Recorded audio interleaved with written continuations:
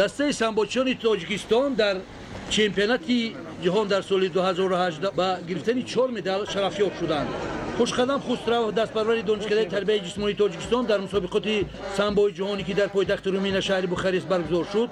با موفقیت هنرنمایی نموده با عنوان اولی چمپیون جهان در رشته سامبو حرفه‌ای شرفیاب شده امروز به وطن برگشت. پهلوانان معروف تاجیک را در فرودگاه بین‌المللی شهر دوشنبه مسئولین کمیته کار با جوانان ورزشی نزد حکومت جمهوری تاجیکستان، فدراسیون سامبوی کشور، دانشجویان دانشکده تربیت جسمانی مملکت و نزدیک 1000 نفر با پرچم دولتی و گلدسته‌ها پیشواز گرفته آنها را با دستاوردهای بزرگشان در مسابقات جهانی سامبو تبریک گفتند. اولا میان‌دارگی خود را با پیشوای معظم ملت اساسگزار صلح و وحدت محترم جناب علی امام علی رحمان میرسانم که ما ورزشگران را همه وقت دستگیری میکند تا اینکه در مسابقه های بین المللی و جهانی شان و شرف دولت عزیزمان را بلند برداریم. ما امروز باید شکرانه خداوند را کنیم که با ما چنین پیشروی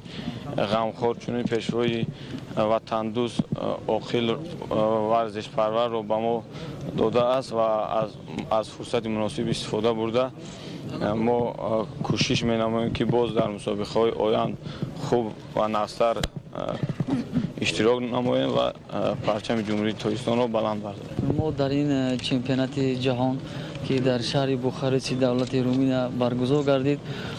ما خیلی با تیاری خوب در این مسابقه اشتراک کردیم و برای مدال برنجی با پهلوان ازبک خوب آزمایی کردم و سزاوار مدال جای سوم گشتم و کوشش میکنم که در آینده باز هم خیلی پرچم بردار دولت و ملت باشم. من در نمود سامبوی محاربوی اشتراک کردم در وزن 62 کیلوگرم. من در دور اول آزاد بودم و با دو رقیب خود پیروز گشتم و در واخوری نیمه نهایی با رقیب پرقوت اوکراینی خود مغلوب گشتم و باز برای جای سوم با رقیب بلغاری خود پیروز شدم و سزاوار جای سوم و مدال برنجی چمپیونات جهان را صاحب گشتم. باعث یادآوری است که خوشقدم خسرو پهلوان نامدار تاجیک در مسابقات چمپیونات جهان که از 9 تا 11 نوامبر در پایتخت رومین شهر بخارست دایر شد مدال طلا به دست آورد. در سبقت سامبوی ورزشی در رقابت‌ها در وزن تا 62 کیلو بعدی 4 پیروزی بر رقیبانش از دومینیکان، بلغارستان، گرجستان و اوکراین به فینال برآمد و خوشقدم در قوازمایی اساسی رسلان برگدسترانی روس را شکست داده باری اول با عنوان چمپیون جهان دست یافت. در مراسم استقبال قید گردید که در تاریخ ورزش تاجیک خوشقدم خسرو بعد سعیدمین رحیموف سال 1975 در شهر مینسک بلاروس و بهروز خواجه‌زاده سال 2017 در شهر سوچی روسیه سومین ورزشگر تاجیکستان است که مدال طلای چمپیونات جهان را عاید به سامبو به دست آورده با قله بلندترین ورزش راه یافته. این هنرنمایی او باعث صدا دادن سرود ملی و بلند شدن پرچم دولتی جمهوری تاجیکستان در این فورم بزرگ سامبوچیان جهان است که باعث افتخار و سربلندی هر یک فردی وطن دوست مملکت می باشد. در این مسابقات جهانی بخارست با جز خوشقدم خسروف 2 مدال برنجی را عاید به سامبوی ورزشی در سبقت مردان اکمالالدین کریموف در وزن تا 57 کیلو و بهروز خواجه‌زاده در وزن تا 74 کیلو کامیاب شدند. مدال سوم برنجی را باشد به منتخب تاجیکستان سوربون لطیفوف در سبقت سامبوی رزمی در وزن تا 62 کیلو کامیاب شد. سامبوچیان تاجیکستان بعد اشتراک با موفقیت و دریافت 4 مدال من جمله 1 مدال طلا و 3 مدال برنجی در حساب عمومی دستاوی زینه سوم افتخار را بعد دسته‌های روسیه و گرجستان اشغال کردند. ضمناً در این مسابقه نمایندگان 80 مملکت اشتراک نمودند. باعث یادآوری است که در مسابقات سامبوی جهانی که سال گذشته در شهر سوچی با شرکت ورزشگران بیش از 90 کشور صورت گرفت گوشه‌گیران تاجیک با شمول 11 نفر 5 مدال، 1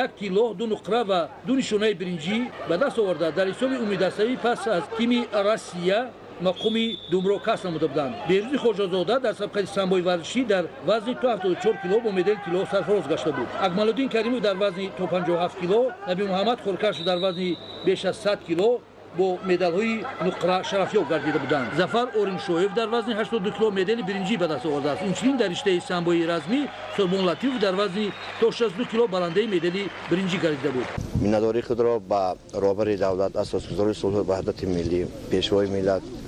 امام علی رحمان میرسانم که امروز تمام شرایط‌ها را بهر آن روانه ساخته است که ورزشگران جمهوری تاجیکستان در تمام چهاربینی‌های ورزشی به یگان مانگی شرکت ورزند. این نشانه آن است که امروز دسته منتخب جمهوری تاجیکستان در هیئت پوره در این مسابقه با نفوذ شرکت ورزیدند و صاحب 4 مدال شدند.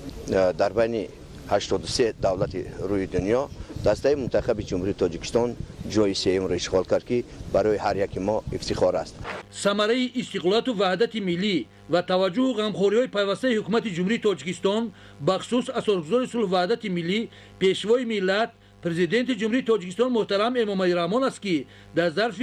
27 سال استقلالات دولتی ورزشکاران تاجیک در سطح بین‌المللی شرف تاجیکستان صاحب استقلال را حمایت می‌نمایند و به افتخار غالبیت آنها پرچم کشور عزیزمان پرافشان می‌گردد. امیدواریم که ورزشکاران تاجیک منبع نیست با احساس والای وطن دوستی و وطن پرستی افتخار از سازندگی و بنیادکاری معرفت بلند حقوقی و سیاسی بهر رشد و آبادی کشور تازه استقلالمان و باز هم بلند برداشتن پرچم دولتی کشورمان در عرصه جهانی جد و جهد و تلاش می‌نمایند.